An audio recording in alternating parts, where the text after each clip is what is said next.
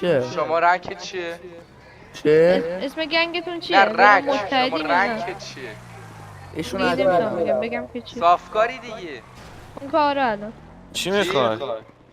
بیا ببین الان ساعت 2:30 خب تا الان بیدار مونده واقعا دمت که ببین یه رنگ کاپس کنم من دیپوتی هم اینجا.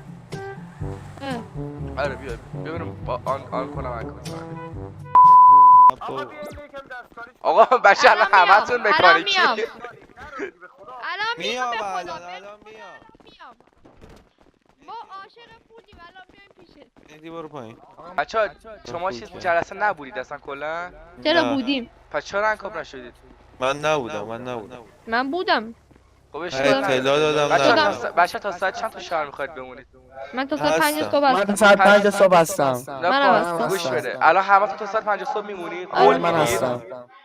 آره. خب حله شما چیز کن یه 2 تا سال البته الکی میپرسم که اگه یه درصد میگم میگم رکورد دارم. خب شما جای دک میکنی که کوریه کی؟ جای دک میکنی کی؟ اون بر.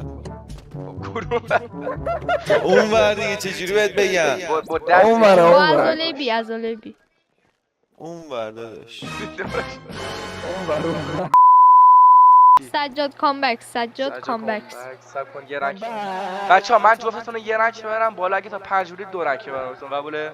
داداش 2 رنگ ببری قول میدم تا 6 بمونه. همین الان 2 رنگ ببر. به قرآن تا 6 میمونه. با مامون رفتن 2 اینا ما همه آقا. اینجا هستیم. ببین تا 6 نموندم آرمان نیستم. 2 رنگ کاپ کن. بچه ها من الان 2 رنگ کلاتون بالا منو کونم میذارن ناموس. نه تا آقا کسی من نمیفهمه پشتتم. کسی ببین. نمی خب آرمان چی بودی؟ آرمان فلوید. اون یکی؟ سجاد کامبک ایشون قراره دست من بچه‌ها علی گفتی 2 تا. گوش بده حاجی منم عذرم بچه‌ها خواهم. بچه‌ها آقا من عذرم بگو. آقا یه دقیقه صبر کنید من اصلا مکانیک نیستم.